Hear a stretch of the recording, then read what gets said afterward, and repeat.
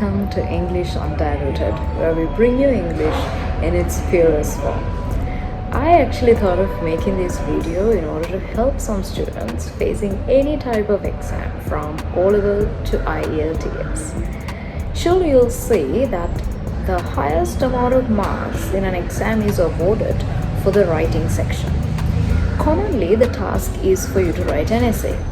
I know this might sound easy for some of you, but I still see a majority of you struggling to score well in this area. What I've noticed in my students is that they have the grammatical knowledge, they know the grammar rules well enough to perform this task accurately. However, you still don't understand the difference between formal writing and informal writing. An essay is considered to be a formal writing, although you will not see a lot of differences between informal and formal writing. There are still a few guidelines that we need to stick to maintain formality in a formal writing. මේක සිංහලෙන්ත් explain කරොත් අපි රචනාවක් ලියනකොට ගොඩක් වෙලාවට ලකුණු අඩු වෙන්න හේතුව ව්‍යාකරණ වල ප්‍රශ්න නෙමෙයි. ගොඩක් ළමයින්ගේ තියෙන ප්‍රශ්නය තමයි මේ විධිමත් අවිධිමත් ලිවීම කියන දෙක ගොඩක් ළමයි දන්නේ නැහැ. රචනාවක් කියන එක අපි සලකන්නේ විධිමත් ලිවීමක් විදියට. විධිමත් ලිවීමකදී අපි අනුගමනය කරන්න ඕනේ පියවර ටිකක් තියෙනවා. ඒ ටික නැත්තම් ගොඩක් වෙලාවට ලකුණු අඩු වෙන්න ඉඩ තියෙනවා. In this video, I'm planning to touch on one particular area, one particular guideline that you need to stick to. I see a lot of you starting your sentences with words like and, but, so, because. Although it may be completely fine for you to use these words in the middle of a sentence. For example, you can say, the study revealed significant correlations between diet and health, and it emphasized the need for further longitudinal research. In a sentence like this, you can see the word and has been used in the middle of the sentence, which is completely fine and still maintains the formality of that sentence. However, using and in the beginning of a sentence is not really acceptable as a formal guideline or a formal writing. So what you can do is, even if you still need to use that word at the beginning of a sentence, you can try some of the alternatives. There are better alternatives which can help you maintain formality and still continue your writing. In this video, I'll be only talking about the alternatives you can use for the word and.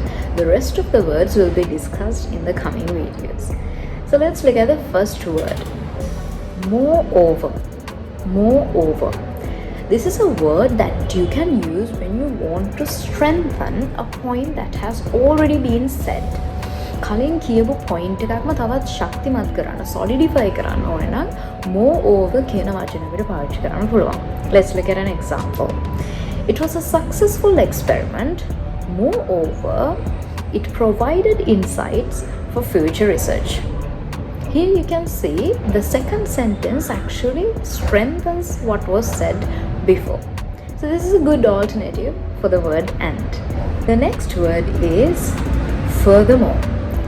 This actually does the same function as moreover. It actually supports what was said before. So for an example, we can say the study was limited in scope. Furthermore, the sample size was small. So you can see it supports what was said previously. Furthermore, කියන තවත් වචනයක් මේ වගේ ඔයගලන්ට and වෙනුවට වාක්‍යයක මුලට පාවිච්චි කරන්න පුළුවන්. ඒකෙනුත් කරන්නේ අපි කලින් කියපු point එකටම support කරන එක. So like I said before, the example that I can give is the study was limited in scope. Furthermore, the sample size was small. The third word is in addition. This is the third alternative, in addition. This is a good word for you to use at the beginning of a sentence if you are planning to add extra information to what was already said. For example, in addition to improving efficiency, the method also reduced costs. In addition to improving efficiency, the method also reduced costs. in addition කියන වචනය අපිට පාවිච්චි කරන්න පුළුවන් වාක්‍යක මුලදී අපි තව මොන හරි extra information තව වැදගත් කාරණා එකතු කරනවා නම් අපි කියමු point එකට. The fourth alternative is additionally. Additionally serves the same function as in addition.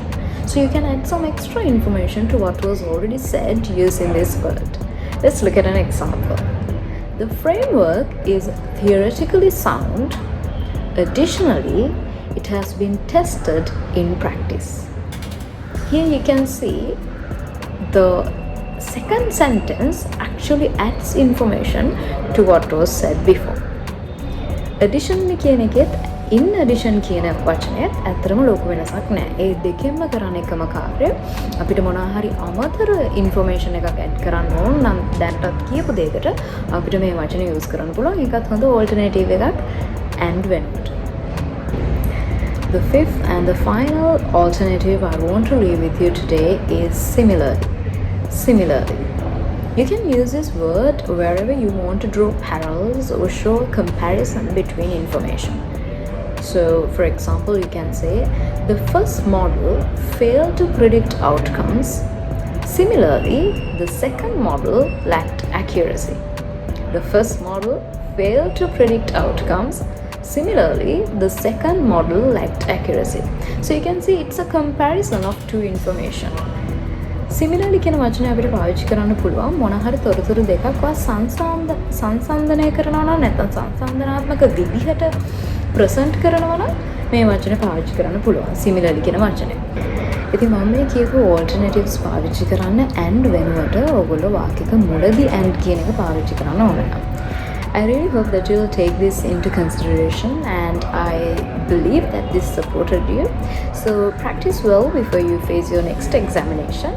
I will be touching on the same topic in the coming videos as well. So I'll see you in the next one.